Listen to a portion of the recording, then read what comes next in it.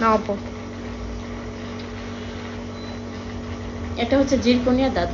হ্যাঁ 60,000 টাকার সম্পদ আমার। হ্যাঁ, তুমি টাকা নিয়ে হাঁটবা, টাকা ছিনতাই করে নিয়ে যাবে, কিন্তু এই 60,000 টাকার জিনিসটা যদি তুমি পকেটে নিয়ে হাঁটো কেউ নিবে না। হ্যাঁ, এটা কিন্তু 60,000 টাকার একটা জিনিস। দেখেন, এই টাকা দিয়ে আমি একটা চেন বানাইতে পারতাম, আমি এক জোড়া কানের দুল বানাইতে পারতাম।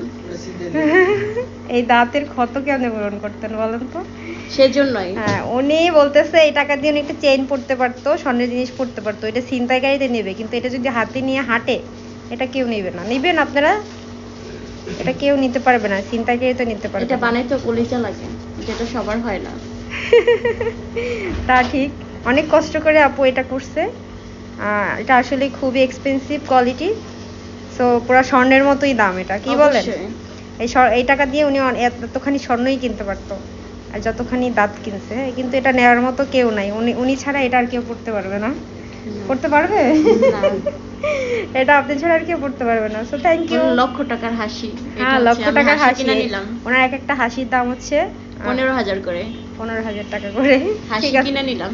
ঠিক আছে, লক্ষ টাকার মানে 1000 টাকার জিনিস উনি দাঁতে পড়তেছে, গোল্ডের জিনিস, ঠিক আছে?